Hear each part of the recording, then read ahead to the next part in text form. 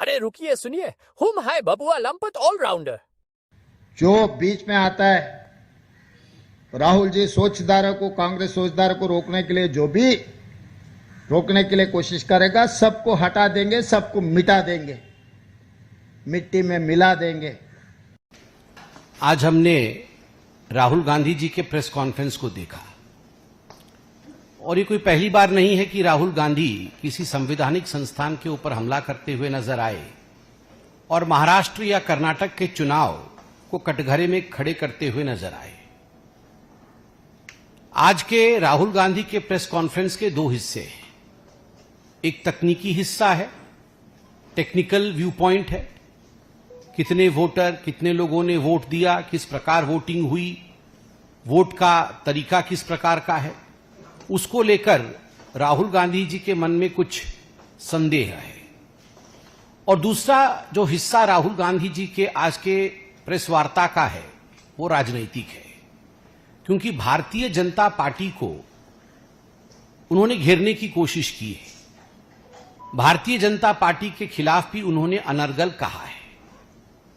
मैं मानता हूं कि जो तकनीकी विषय है वो कंसर्न डिपार्टमेंट अर्थात चुनाव आयोग, मैंने अभी कुछ देर पहले मीडिया में भी देखा है, चुनाव आयोग ने भी कुछ जवाब दिया है। उस विषय में भी मैं अपने प्रेस कॉन्फ्रेंस में लाऊंगा क्योंकि वो अभी पब्लिक डोमेन में है। मगर तकनीकी विषयों को अलग रखते हुए एक वृहद विषय को लेते हुए, राजनीतिक विषय को लेते हुए मैं इस प्रेस कॉन्फ्रेंस को संबोधित करता हूं। पहली बात है कि राहुल गांधी और कांग्रेस पार्टी ने आज तक उन राज्यों में कोई भी प्रेस कॉन्फ्रेंस नहीं किया जिन राज्यों में उनको जीत मिली है। ये जो मीठा मीठा गपगप और कड़वा कड़वा थू थू, यह जो सिलेक्टिविटी है कि हम सिलेक्टिव आउटरीच दिखाएंगे, यह भी भारत की जनता देख रही है। आप हिमाचल में जीतते हैं तो उस समय तो नहीं कहते हैं कि इलेक्शन कमीशन ने अच्छा काम किया, उस समय तो आप नहीं कहते हैं कि इलेक्शन कमीशन ने कहीं ना कहीं फर्जीवाड़ा किया, उस समय आप फर्जीवाड़ा आपको नजर नहीं आता है या आप बधाई भी नहीं देते हैं, उस समय आप न्यूट्रल हो जाते हैं।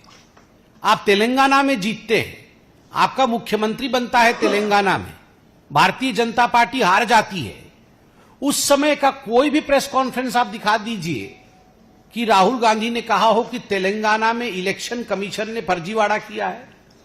उस समय किसी के ऊपर कोई प्रश्नवाचक चिन्ह नहीं उठाते हैं।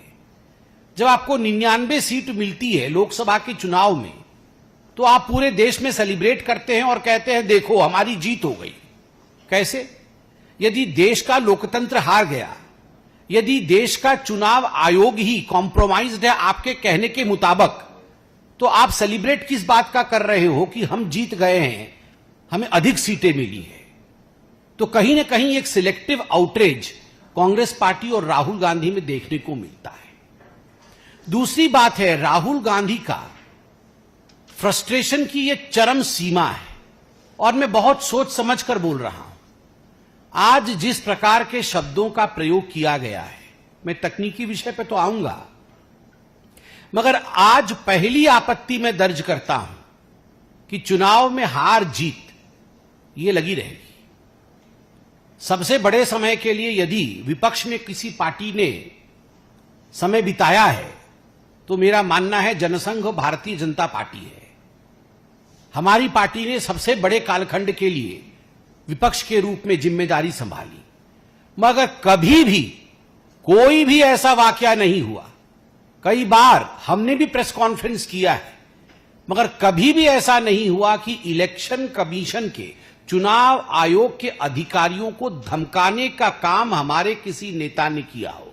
नमस्कार साथियों, आज बृहस्पतिवार 7 अगस्त को शाम के लगभग 7:30 बजे आदरणीय लोकसभा में विरोधी दल के सभापति श्री राहुल गांधी जी के निवास पर इंडिया अलायंस के विभिन्न दलों के नेताओं को और विभिन्न राज्यों के मुख्यमंत्रियों को निमंत्रित करके उनके साथ एक संवाद का माहौल आज आदरणीय राहुल गांधी जी ने तैयार किया है।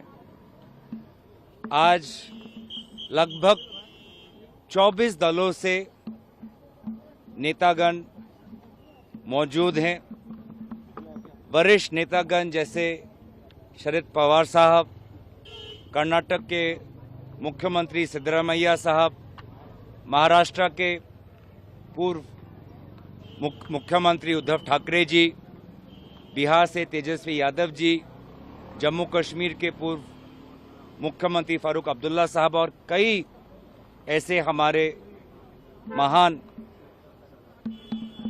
और वरिष्ठ राजनीतिक नेतागण उपस्थित हैं।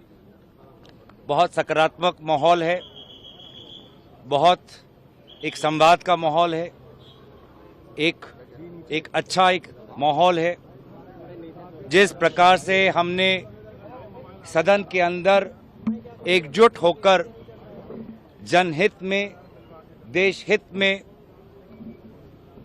सरकार को कटघरे में रखा, सरकार से अहम सवालें पूछे, आज वो ही संवाद, दोस्ती और भाईचारा का माहौल हमें राहुल गांधी जी के निवास में दिखाई दे रहा है। और क्योंकि आज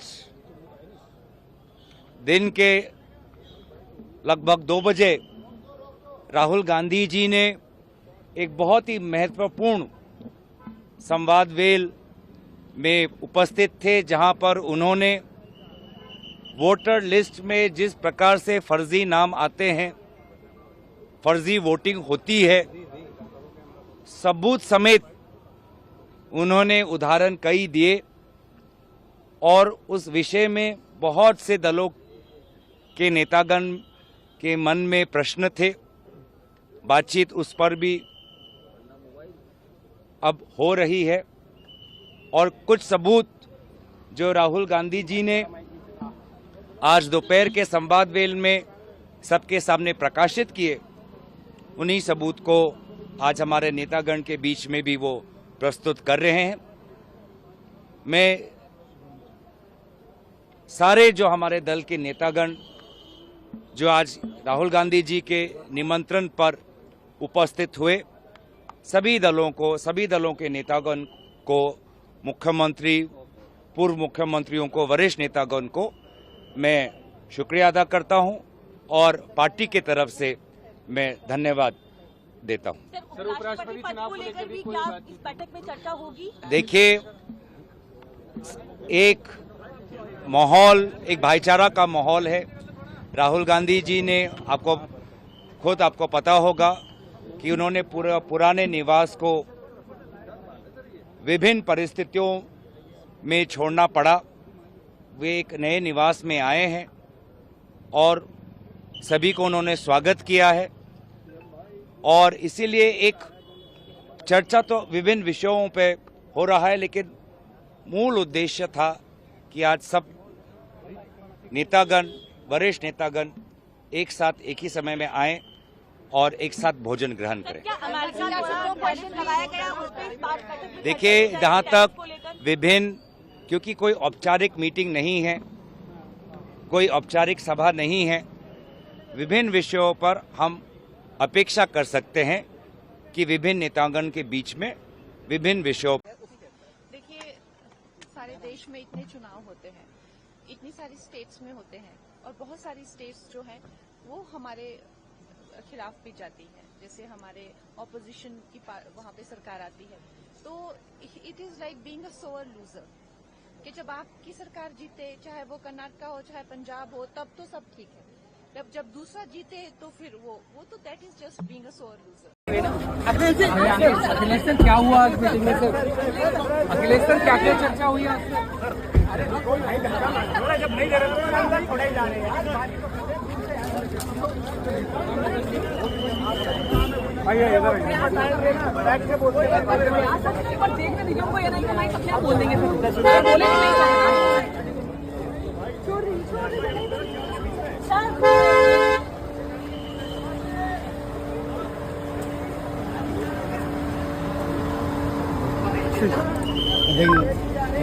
कैसी रही?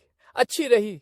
बबुआ लंपट की लंपटई खुश रहे, स्वस्थ रहे, मस्त रहे, बड़बड़ाते रहे।